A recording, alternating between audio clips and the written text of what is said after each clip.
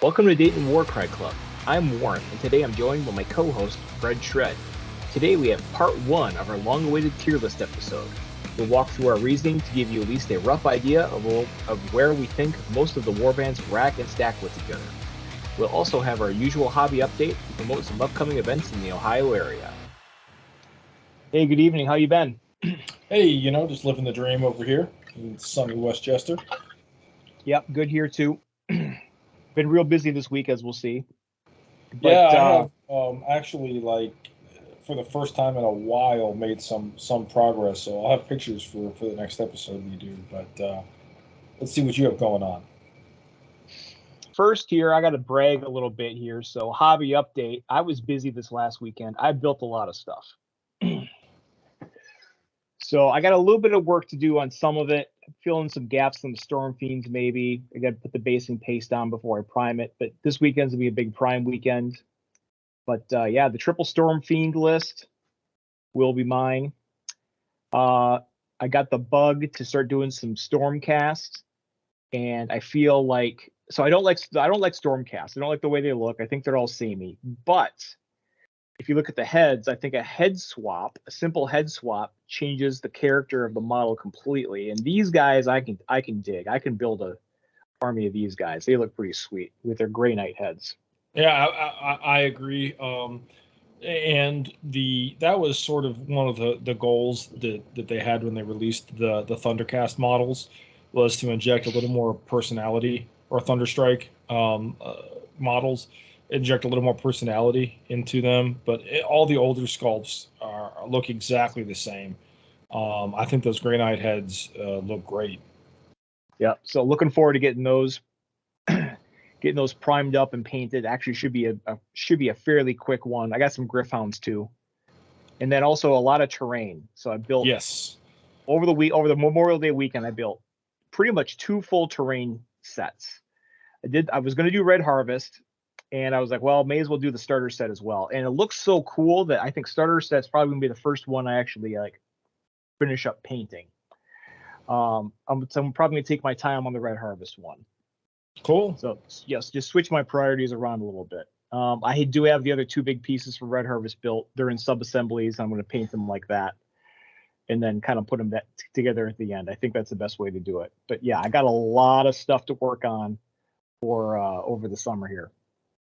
Absolutely. I see some conversion work done on those Storm Fiends. Yeah, that was all bits. Yeah, I bought extra bits to make sure that they all had proper Doomflayer gauntlets. Absolutely. Yeah, look good. Storm Fiends are awesome. Maybe one of my favorite units in the whole game. All right, but what do people? It's time to give the people what they're here for, though, the tier list. So first off, let's do some ground rules and assumptions here. So first off, we're gonna assume no allies. Either a warband has to kind of live or die on its own. Otherwise, if you had allies, every warband gets good or could be competitive. You could put a contorted epitome in there or something like that. Generally speaking, if for a warband to be good, based on a lot of the tournament results you've seen, you need some flyers. If you don't have flyers, you at least need mobility. You need some efficient threats. You need to have some good chaff. You need to have some combination of those if you want to stand out among the rest. I think the note that I would add to that is up there with mobility would be. What we're really talking about with mobility is power projection, or the ability. Oh, yeah, that's true. Yeah, ranged. Yeah. The ability Range for your activations to be impactful activations from as early in the game as possible. And one good way to do that is, of course, with good mobility to get right into the fight or right onto the objective. The other way to do that is good shooting profiles, which the game is relatively scarce on. But when they do exist, they tend to be the backbone of some pretty good lists. Yep. Yep. Good point. I forgot about that. Desirable would be big guys. I'm talking more than 20 wounds. They can hang with the opposing big guy, an opposing monster or something like that. I feel like some of the warbands do not have that, and while there's you can still play them in matchups where you're going up against, like, say, an ogre tyrant or something like that. You essentially have to like steer clear of that tyrant, or he's gonna like crush everything, and you don't have a chance of taking that thing down. Right. Yes. So that, that's something you have to kind of keep in mind. And then also like a wide range of models. I think we're going to find that some of the good factions have a wide range of good models with a lot of choices, and some of the other like not so good factions are just either have really narrow build options, or just simply, or even like just, okay, here's the one option for your build. It's the best one. If you don't have that, you're doing it wrong, and you're terrible. Yeah. In order to keep this thing accurate, or to maintain some resemblance of accuracy, there's a lot of different factors here. So we're going to take the warbands, and we're going to start by putting them to 3 bins: good, average, and bad. And the reason why we're not going to go S, A, B, C, D, F, or whatever, because you can really get into splitting hairs between like, oh, is it top of A? Is it top of B, bottom of A, sort of thing? And I don't want to get bogged down in that, but I think that we know enough to kind of put things, generally speaking, into like one of those 3 categories. No one knows everything. No one's done all the testing of everything against each other. And we haven't seen results for that.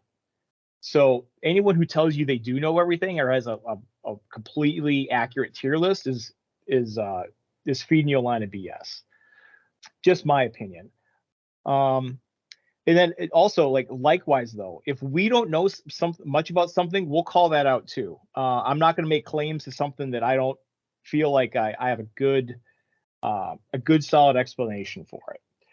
So we might have some things that we don't know the answers to, and this is where starts to get some engagement in the comments. If you guys have opinions on things, you can comment on here, and we can kind of take that into account. Absolutely, and the final point here, of course, is the they're ranked in the 3 categories, but unsorted within the 3 categories. So there's no top of good, there's no bottom of average. It is a pretty rough grouping, pretty much designed to say, hey, here are the best warbands in the game, here are the playable warbands for competitive, and here are bands that you should not play if you want to be competitive. As opposed to trying to be granular within those categories. Yep. And if you play 2 warbands that are in the same band, you're probably have a good chance of having a good interactive game. If you start doing, if I were to take something from a good warband tier and play it versus an average, it might not be as good or challenging of a fight. Yeah, absolutely. All right, so here's the tier maker. Shout out to TheSaltySea for creating this. We edited it a little bit to start with our bins here. Saved me some time on hunting down images and stuff like that. Okay, so we're just going to go in order here. And so we're about 12 minutes in, give or take. And we have how many warbands to go through? 30 some? Many. Yeah, 42 warbands looks like. So some of these are going to be pretty quick.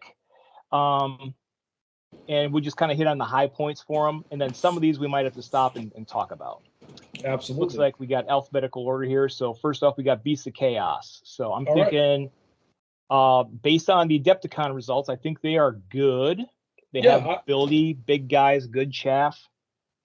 I agree with all those points.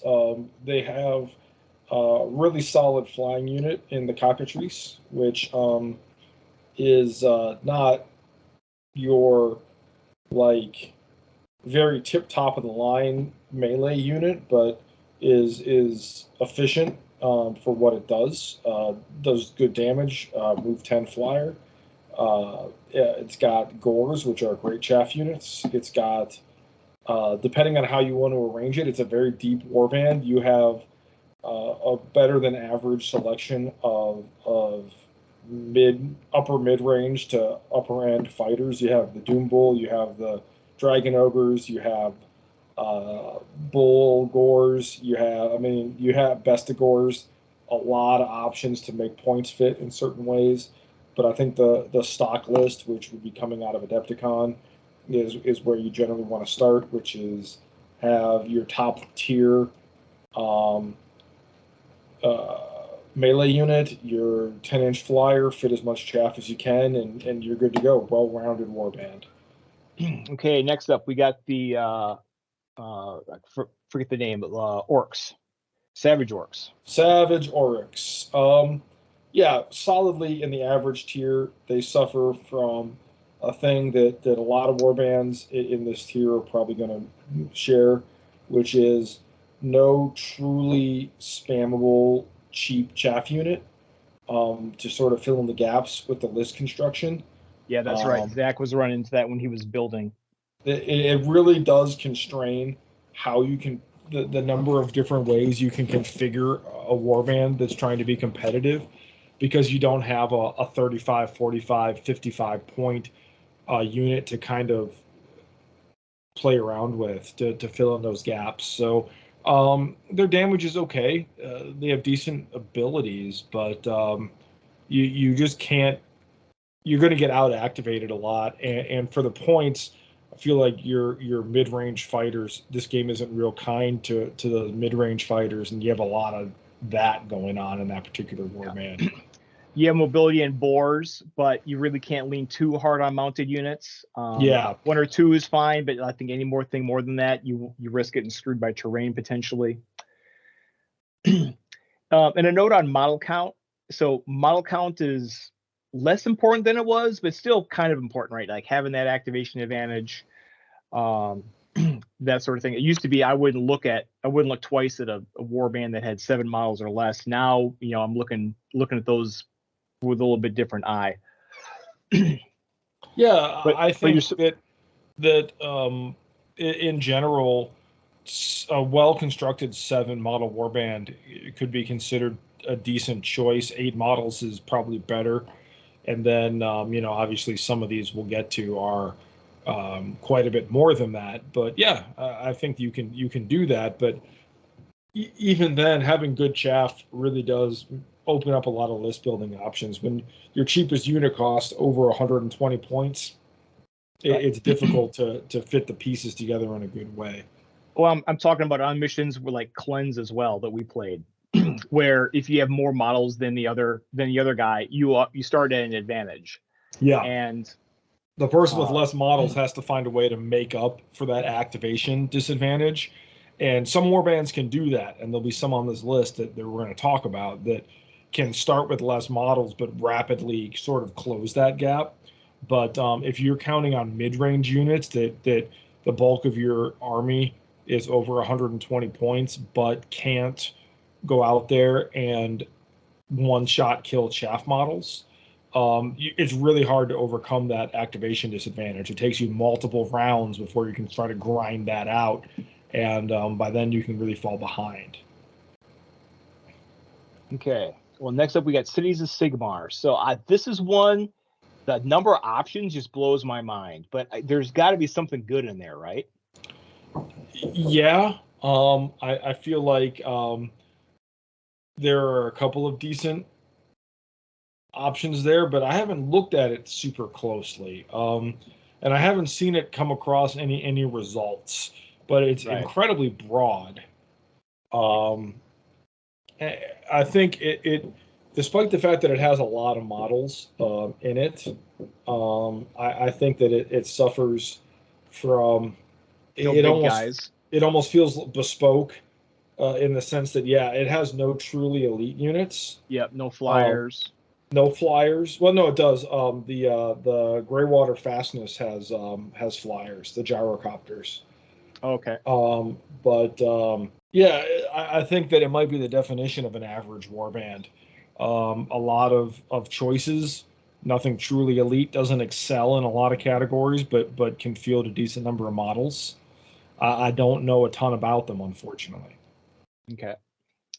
Next up, we got Corvus Cabal. So I'm going to put this one in the middle. I guess this is probably one of the 2 bespoke warbands that might break into good, I think, possibly. but like as they are, there's like one good build for them with the double Shrike Talon. Spears. Yeah, and the spear guys. I don't know if it's good enough to compete with the higher tiers, higher tier stuff that we're gonna see. And we may reshuffle some of this on the fly as we start to fill them out. Like, hey, we put X warbands in good. Corvus Cabal could probably hang with half of them, But I agree with you. I think if we were ranking them within the factions, I think they'd be actually probably near the top of average. The Shrike Talon is quite a good unit. The Cabalists with spears are very good. The problem they face, like a lot of Spoke warbands, you have to take the leader. The leader is not very good, and that's the only choice you have. You have to take one. And if you had 3 or 4 leaders to choose from and could take the best of those, like the non-bespoke warbands, it would open up a lot of flexibility for them, right? But you can't. You can just take the best chaff. You can, and they have build options there, and then you just take Shrike Talons and your bad leader and call it a day. So that really limits their ceiling. Yeah, I think that hurts them too. All right, so we said we weren't going to order them, but we're going to put it near the top of average now. We may break it into a new category here if we get a couple more that like that. Sure. Next up, we have, this is one of those weird bespoke ones. Cypher Lords. Cypher Lords. Cypher Lords do a thing. They are. I'm like, they're just there. They do a thing. They have a teleport ability, which generally speaking, I think in this game teleport abilities are good. Only a couple of factions have them, and I think they generally tend to be good. The problems they run into, like a lot of the bespoke warbands, they have no truly elite heavy hitting models, and I think that, like we talked about at the beginning of this, that current list building theory tends to push you towards having kind of one above average model per deployment group, and they really don't have something I would say could really just like hang in there with the true heavy hitters in the game. But they can teleport those thralls or whatever they're called, their chaff unit, around the board and be a little tricksy. Yeah, they can be. And they have mirror blades. You have mirror blades, so mid-range unit that hits like a truck too. Yes, absolutely. So they do a thing. It's not like they flail around up there like some of the other ones we talk about. Like, for example, say like Iron Golems. Like you ask me like, what do Iron Golems do? I'd be like, well, they're tough. Just kind of, they plot across the battlefield and then they lose. Cypher Lords have like a plan. They have some decent units. I think it puts them solidly in the average category. Okay. Next up, we got Darkoath. Darkoath Savagers. Was really excited about these guys when the first information about them came out. I like their ability to stack dice. The leader's a monster. Yeah, leader is very tough. They have some decent chaff units. I forget their name right now, but their basic chaff unit is pretty okay. The thing that hurts them in my mind is they can do a couple of things, right? They have an ability to permanently buff stat lines, which is cool. We don't really see that in any other faction where you can like add +1 attack to your unit for the rest of the battle. And it gains value in the longer 4-turn battles. Yes, and that's true. And then of course they can spend dice in the current round to bank wild dice in later rounds. So one of the lists that was floating around out there for a while was you just spam the great axes, like the two-handed axes. And then the goal is like you just like create you create a bunch of wild dice, and then when everybody's stuck in combat, they just like onslaught just like across the board and just push big damage that way. I think what hurts them in this ranking is that for example, they're a great home for a Contorted Epitome or a Mindstealer Spheranx or some other like really elite model that sucks up a lot of dice. Because they can create a lot of wild dice, but this is no allies. Yeah. The list that Salty brewed up had some lists that were doing that when they first came out. It seems like a natural fit, right? You're like, oh, I can create a bunch of dice. Let me grab this unit with a really good triple, and then use it every single round, like after round one. But we can't do that here because we're going no allies. So with that said, you have some decent models to dump dice into, but nothing truly elite. Again, I think it puts them solidly in average. If you're playing in a format that allows allies, I think this Darkoath could be really fun to put that in there, like a Spheranx or a Contorted Epitome or any other chaos model that has this very thirsty for dice. Because you get to use them a lot more than you would in most other warbands, and I think that could be cool. But as it is, can't do that on this list, so an average warband. Yep. Aesthetically, with the Conan the Barbarian vibe, though, they're definitely up there on that. Yes, compare their sculpts to Chaos Marauders, and like it's just these guys look great. I got a story to tell you after. I got a story to tell you after this about the Marauders I'm building. I was trying to find a good head swap, and the search continues. Yeah, fair enough. Marauders are hideous. All right. Next up, we got Dars of Khaine. So I think these solidly guys are good. Right? I agree. Bloodrack Medusa is a monster. You have some flyers if you want them. Not only do you have some flyers, but they're very fast. Even compared to regular flyers, they have 12-inch movers. This faction is, if you're talking one of the pillars we're talking about is mobility. This is one of potentially the faster warbands in the game with a ton of options that move 7 and their flyers move 12. I like the Kharadon probably more than most people do. Low strength but high number of attacks with a really fast flying profile. And like you said, Bloodrack Medusa might be one of the better heavy hitters in the game. Yep. Fast, hits very hard, 2-inch range, really good abilities to actually play a control role as well. The cheaper units are good. Sisters with Whips. Oh, Sisters with Whips. They have good range. They move 5. They have range attacks. They roll a lot of dice. Just really solid all the way across the board. They're one of the warbands in this game, I think, that from top to bottom, you can build a list with significantly better than average units at every point. Like some of the best heavy hitters, some of the best flying, like fastest flying units in the game, and some of the best chaff.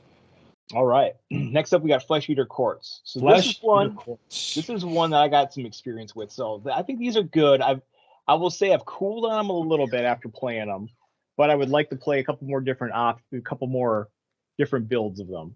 So I built the 2 big flyer and then a bunch of ghouls list. So I had 9 models. I think I had 9 models after using the 2 Crypt Infernals. You can do 2 Crypt Infernals, 7 ghouls, or you can do Crypt Infernal Courtiers but lose a ghoul. Yeah, I kept the extra ghouls. So I'll talk a little bit about this. So the model of 2 big flyers plus a bunch of chaff was great in the previous version. In the new version, with the TOC missions, where you have to have 3 legitimate threats, you have to struggle to find a third. So you've got to juggle your points around to get like 3 flyers or like at least one other big guy in there. Your model count's going to suffer a little bit. It's not to mean that they're bad. They're certainly still. I mean, the Crypt Infernal is an amazing flyer. The chaff is cheap. Yeah. Nothing super exciting in their chaff, but very solid. Yeah. I love Crypt Infernal Courtiers a lot. Yeah. I cooled on a little bit just because this is just me personally. So like the style of like, 2 big flyers and the rest a bunch of like cheap chaff. Like after you move your 2 flyers for the turn, you're like pushing chaff around and it's very unexciting compared to like if I'm pushing Plague Monks around, I'm always excited because Plague Monks can always roll hot and wow ya. The ghouls Yes. probably not so much. No, So agreed. so I was a little let down with when the way it actually played, but I don't regret it one bit. Like building it, it was a pretty easy win for getting a warband on the table. I think they're a cool faction. I like their models. I'm looking at ways. I'll be painting the rest of mine, expanding it out a little bit, not as wide as some of my other warbands. They're not particularly deep, right? They don't have a particularly deep model yeah, range. just 1 page worth of guys.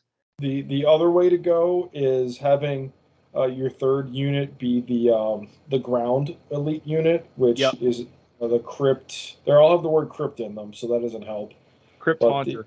Crypt Haunter, which has Crypt Horror, yeah, one of those guys. It has the ability that when it's close to a leader model, it can actually do punch way above its weight class. And if you have big flyers as your leader models, then obviously like they can swoop in, be pretty effective, and then just really buff the heck out of your Crypt Haunter as well. But you do lose a lot of ghouls to make that happen. Making your board coverage, you're really counting on your Crypt Infernals to get where you need them and be effective. Yeah, I don't have to have 9 models, so yeah, I could definitely. That's definitely something I'm going to paint my last guy up because like he's built as a ground guy, and try it out.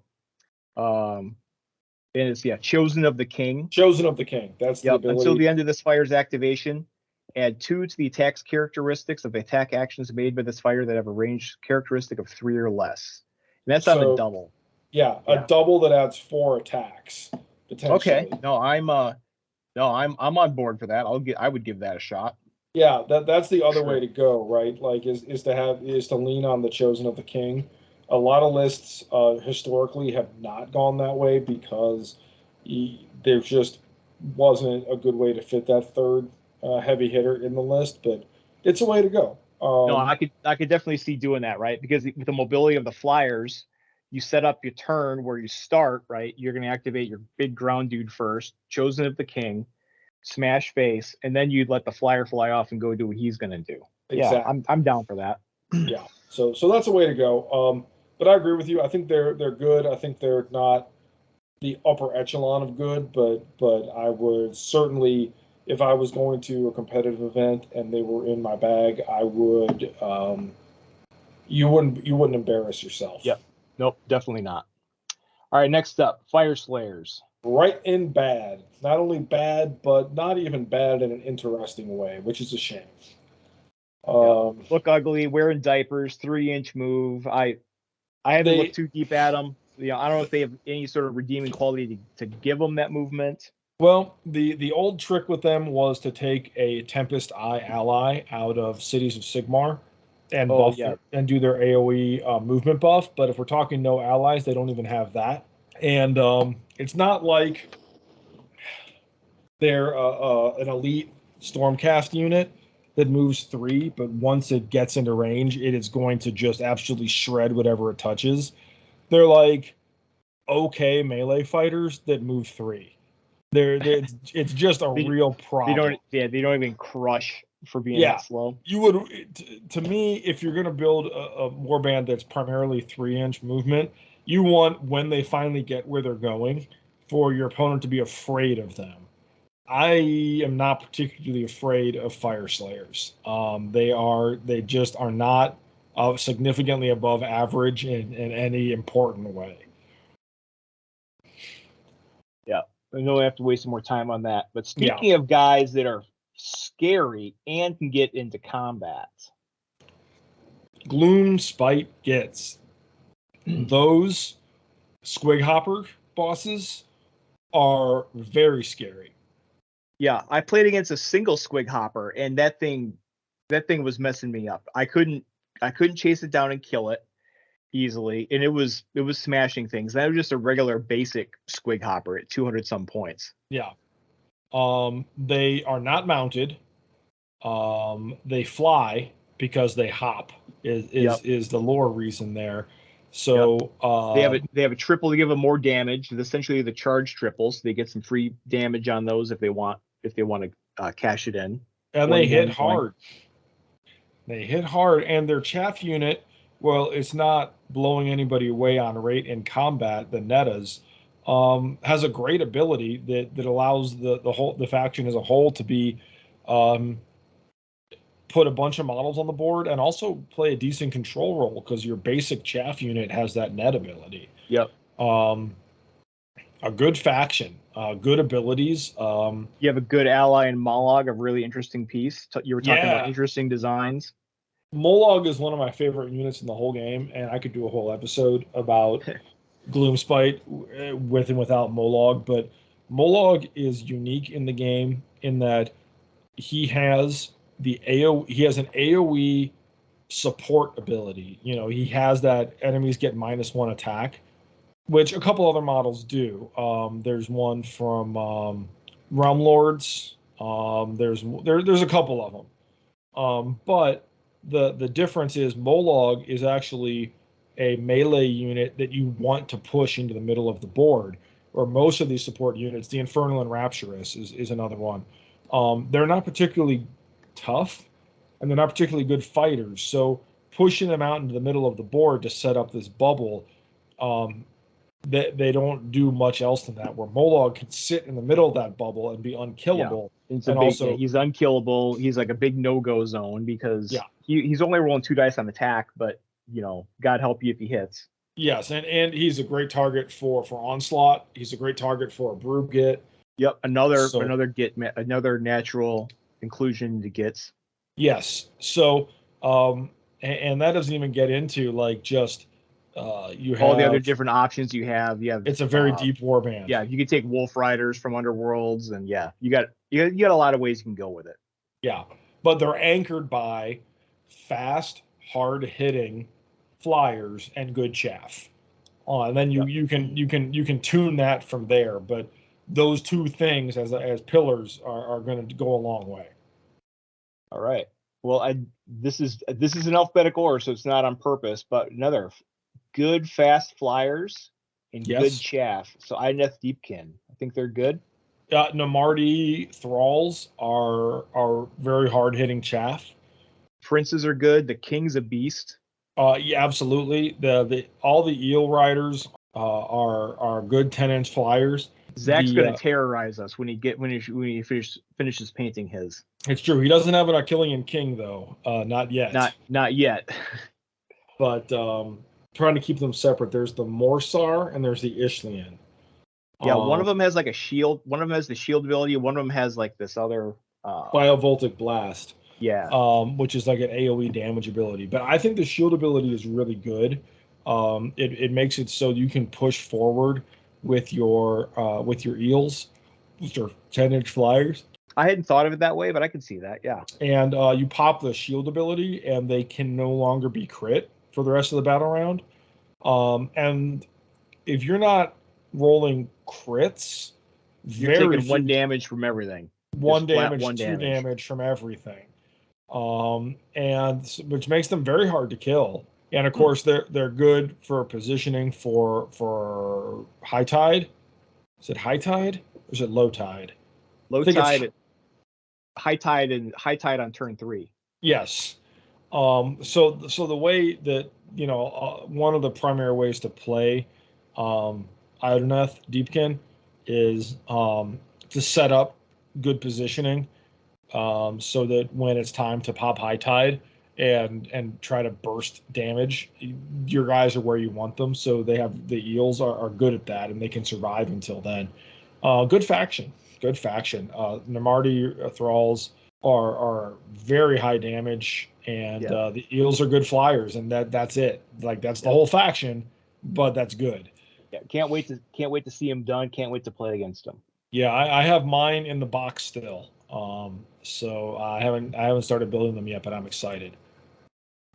All right, and then from the top to the bottom here for Zach. Iron Golems, one of the poster children in this game for a bad warband.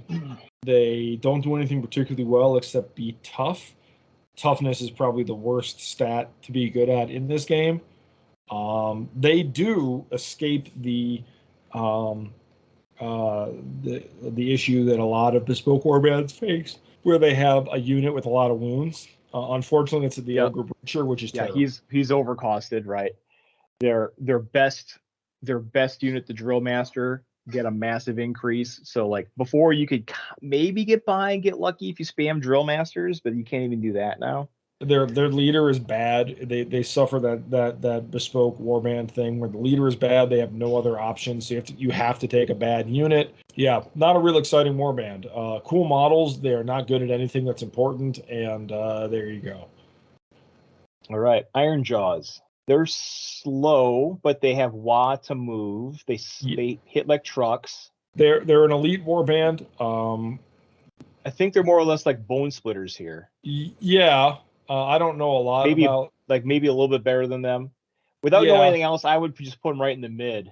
I think that's reasonable. All right, Daughters of Khaine. Those are not Daughters of Khaine. Those are Khainite Shadowstalkers. Khainite Shadowstalkers. Yeah, K for Khainite. They look cool, but I think they're like the opposite of good, right? Yeah, they're not particularly good. Again, their options are shallow. It's a shallow warband. The leader is good. It is a pretty decent model, but unfortunately, they don't have a lot of support for it. And like a lot of other of the bespoke warbands, the depth of they're shallow. Yeah, they're shallow too. We put them in bad, or we just want to put them right in the mid. I'm willing to put them in bad, but if people want to get mad at us for that, they can. Their cheapest unit is 80 points. It's not spectacular. Moves relatively fast, but it's not nearly as good as a Sister of Slaughter. They just don't have a lot to offer. The Warlocks aren't good. I haven't looked at the point efficiency on our spreadsheet of any of these guys. I haven't. Yeah, this is one I haven't dug too deep into either. So they don't have anything that hits particularly hard besides the Shroud Queen. Shroud Queen has 20 wounds. You know, they're average. Yeah, they're average at best. They might not be as actively bad, but yeah, I would agree with that. If we were ranking them, I'd probably put them near the top of bad, but I don't think they're particularly competitive. All right, next up we got Kharadon Overlords. So I haven't seen these guys be effective. I think they still have the tools to be in the good. This is one I'm not sure about. I would put them into average. The points got a little awkward. With some they got good shooting, but you don't get nearly as much of it anymore. Yes. The chaff, likewise with the flyers. The chaff unit with the spear is pretty solid, but very slow.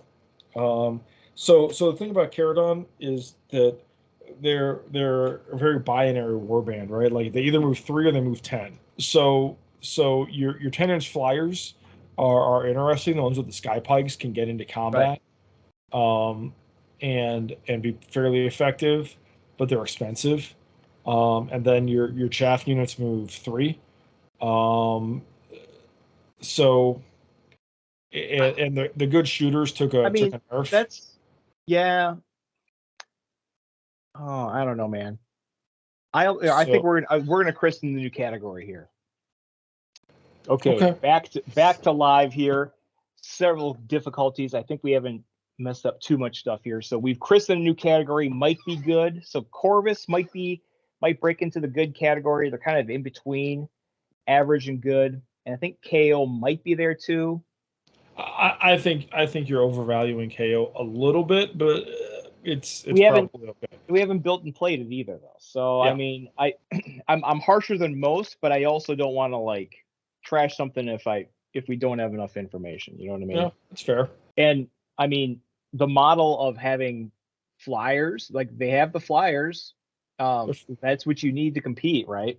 We haven't taken a solid deep dive of this. Like, can you build a KO warband like we've seen all these other modern warbands? The problem is the points are really awkward.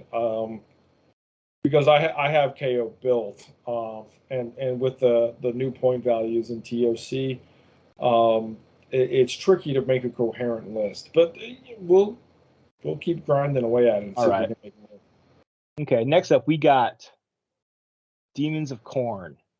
So I think these guys are at least average. They might be good. They could be better than that too. Very shallow warband. They're super shallow, yeah.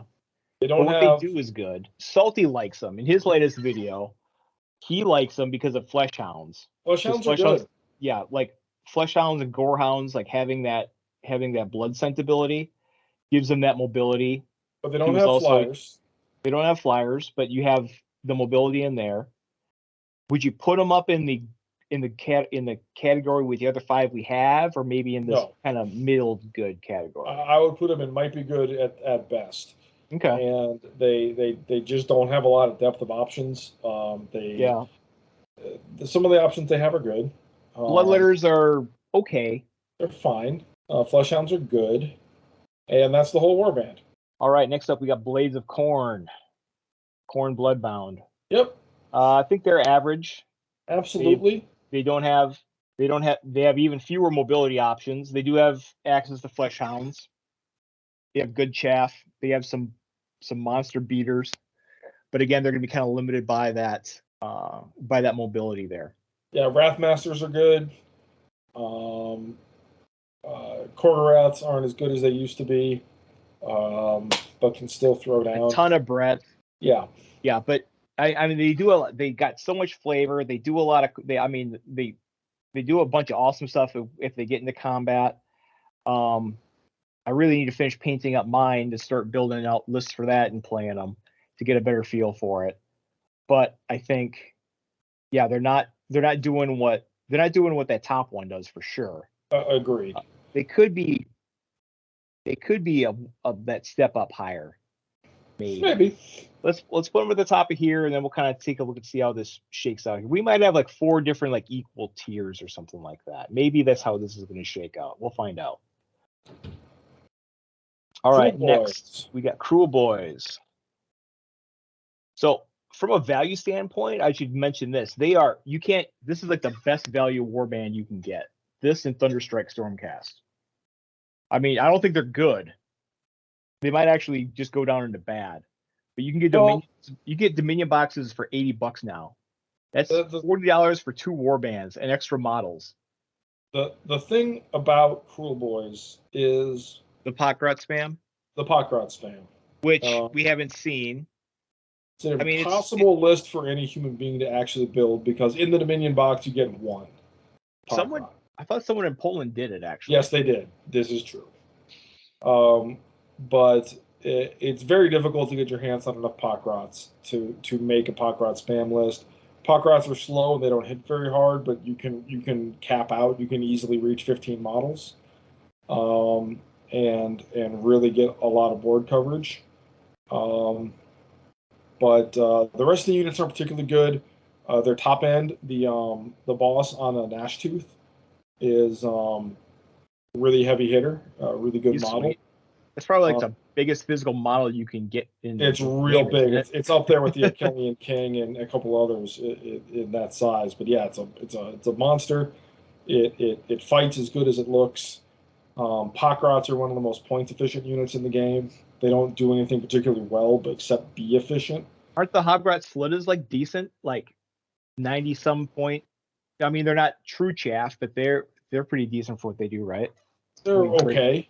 How do they rank on the efficiency rating? Is the question? I don't have the spreadsheet open. I'm not. This would be taking me even forever if we break up the spreadsheet on everyone. So look at efficiencies. It depends on how you would want to classify Potgrot spam. I think that the faction as a whole you could put in average. I think. Yeah, I think average is probably a safe place to put it. When in doubt, they're average. I think if someone could show me results with a Potgrot spam list, I'd bump them up. But in any place that doesn't allow proxies, it's going to be very difficult to find someone fielding a Potgrot spam list, because they're going to have to spend a lot of time and energy tracking down Games Workshop plastic. Yeah, no, I misread Hobgrot Slitta. So he's got a basic chaff attack profile in melee. He's got 2 attacks, strength 4, 2/4 at range though. Not a terrible range profile. I think that the warband as a whole is very unexciting, and its competitive ability hinges on how good you can make your Pockrat spam list. Yeah.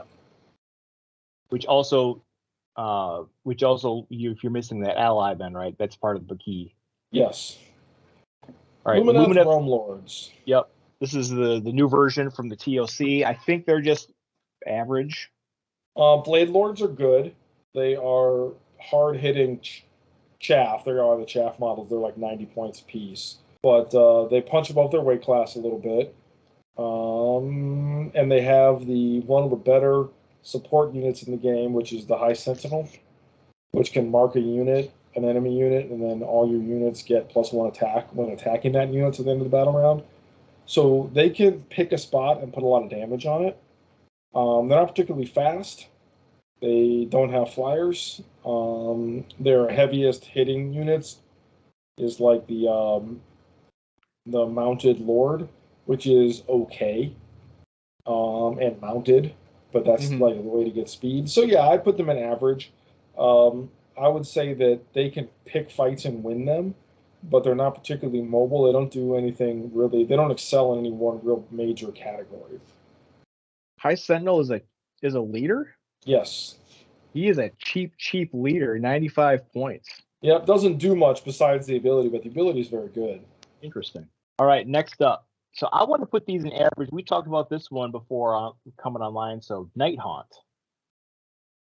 Nighthaunt. We got this one. Okay, if you want to fire up the comments section here. Start talking trash about Nighthaunt. I think they're bad. All right. I think they're bad because I agree with your case, because I took a second to look at it, right. Like nothing hits harder than a 2/4, nothing at all. They fly. I mean, but you got a ton of movement, but everything hits like a pillow. Yes. So like what are you doing? Getting kills against anybody anywhere is going to be difficult as with Nighthaunt. Right. Yeah. So the other thing, right? Having the mobility is one thing, right? Being able to project power and actually kill what you want, where you want, when you want. Yes. They can fly. I mean, again, and even then, it's not like they have a super cheap flying unit like an Aetherwing, right? Like, what is a chain rasp cost? 80 points. Yeah. And 80 points for 3/3/1/2. Yes, I was going to say, and what do you get for your 80 points? Like, no damage. Yeah. So yeah, you get the flying shooters. I don't think that necessarily fixes them either. So yeah. No, you could do some interesting things. The Knight of Shrouds is not a bad unit. That's the thing, right? There's exactly two good units, right? There's the Knight of Shrouds, and there's the was it Mirmore Band? No. The Spirit Host isn't bad, or the Dreadblade Harrow. The problem is, like, they're so expensive. I think you could do something interesting with the Briar Queen if you wanted to. She's got an interesting ability, yeah. She has an interesting ability. She doesn't do any damage though. So yeah, I guess my point with Nighthaunt is you have to work so hard to do anything with Nighthaunt because they all are overcosted and none of them do any damage, and that is a real liability. All right, next up we got Demons of Nurgle. Nurgle Demons. These are at least average. I think they're. I would put them right there in the might be good category. Might be good, and that is because we haven't built the list. Yes, but there's that not the Nurgle spam, Plague Bear spam. Yeah. So Salty put the video up, right? Yeah, double Sloppity Biopiper, double Beast, and is it double Beast? Yeah, and then just the rest Nurglings for 12 Plague Bears. Or yeah, Plague Bears. I keep getting the two mixed up. For whatever reason, the smaller model, the Nurgling, is more expensive because it's more of them. It's a whole big pile of them, yeah. Yeah. So I mean, it looks interesting. I agree. It's something I'm interested in building eventually. I agree with that 100%. On paper, it looks okay. Yep.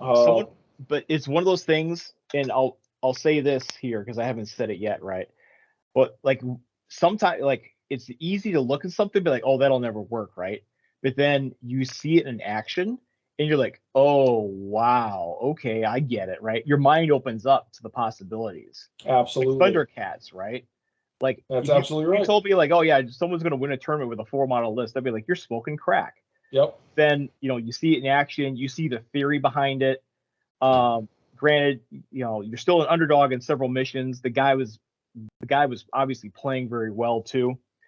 But there's sound theory behind it and it works. And so now you start looking at the game differently, be like, okay, are there other 4-model warbands that might work? And so now on Discord, you're seeing folks saying, all right, well, what about these 4 flyers? What about these 4 flyers? Speaking of that, Idoneth can do 2 Akelian Kings and an Ishlian Guard. And you can get good flyers that way too. You can do you can do Fort Zinch flyers. You can do you could probably do let me think here. Doing the points in my head. 280, 205. Oh no, you're just no, you could. Yeah, you could do 4 flyers in Flesheater Courts too. I think. Yeah, you can do 3 flyers in a Doom Bowl in Beast of Chaos. So interesting. But the opposite of that is Demons of Nurgle, which is how good is a 35-point chaff unit? And the answer to that question is how good Demons of Nurgle is going to be. Yeah, and it's such a different way to play. Like someone else was asking about this in Discord, and like again, not having seen it, right, but just hearsay. In theory, right, you could win a game and like not kill a single opposing model. You just block off everything, right? You just block off everything, take objectives, and just win on the back of that. It's just a completely turn the game on its head, upside down the way you play. And if that strategy is effective, Demons of Nurgle could do that. They have very, very cheap chaff units. The sloppity bile pipers can get them into position, and then you have to kind of make it to the end of the game is basically it. But they do have the numbers to do it and the cheap chaff to do that. All right, Nurgle Mortals. My favorite faction in the game is really? Oh, I love them. The models are incredible. Yep. They're bad. They move slow though, right? Are they bad or are they average? They're bad, but not as bad as they used to be.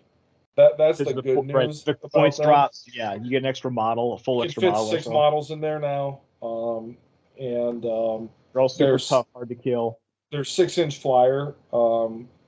They suffer from the Khorne naming convention a little bit. So it's like the Lord of Plagues or the Herald of Disease. They all blend together. But their 6-inch flying Lord is kind of a monster. Without the ability to bring in allies and bring in a sloppity bile piper, you're really counting on your bell carrying Light Kings to get your models in position. They also got a little bit of a buff with an Underworld's Warband, giving you 2 interesting options to replace standard Light Kings, the dual wielding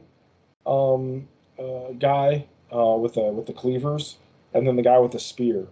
Both have slightly different attack profiles, and I know at least the dual-wielding guy is slightly more points efficient for expected damage than a standard Blight King. So they've gotten some buffs.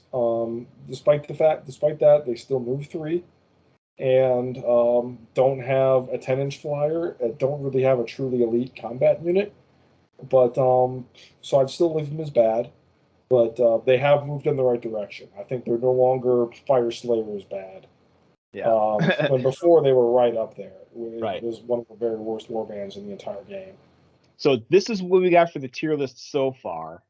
We need to take a break here, so we're going to cut the episode here. We're about halfway through, and we're going to pick up again next week. So the next week is going to be part 2 of the tier list, where we'll complete it. But hopefully you guys saw some insights already.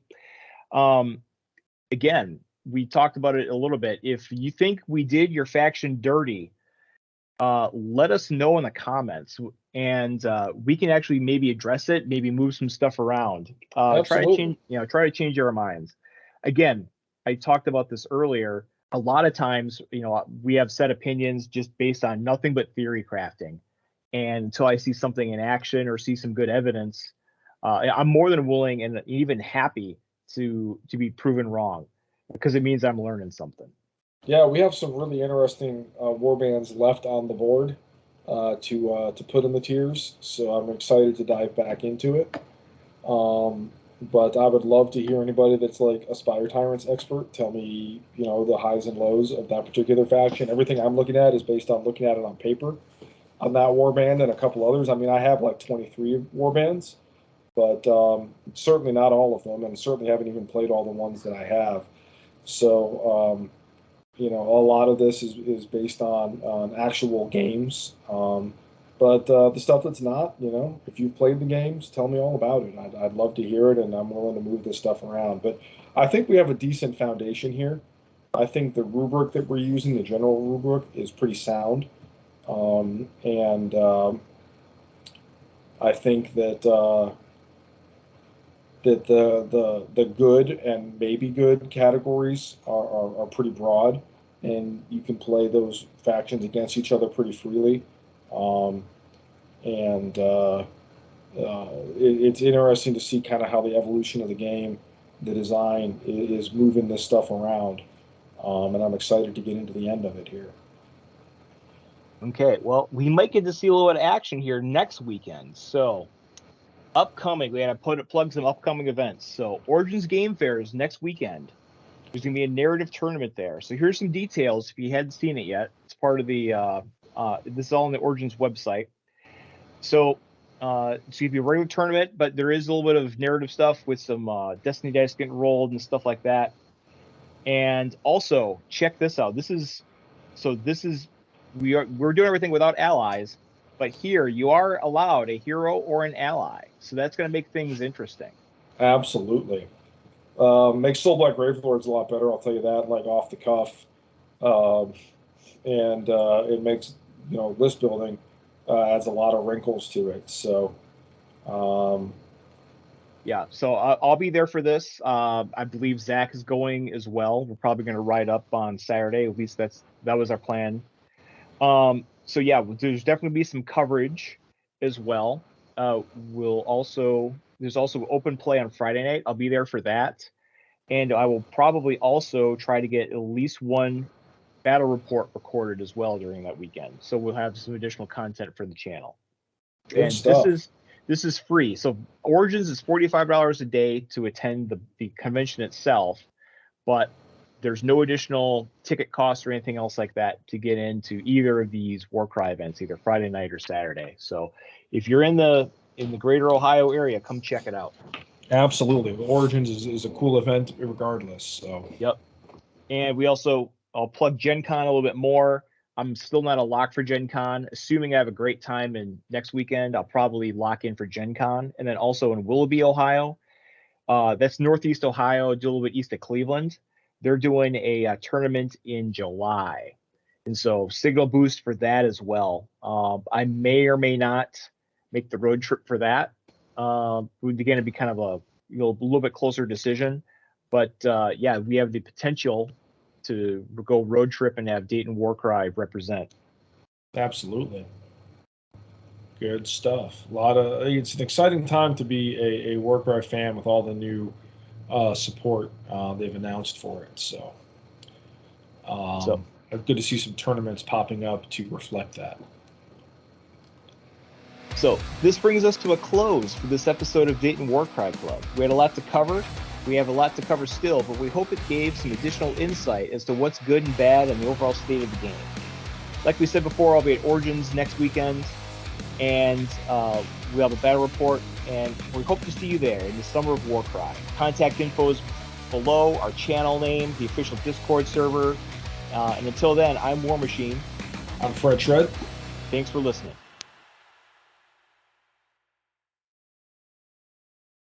Oh, What have you done? I don't know.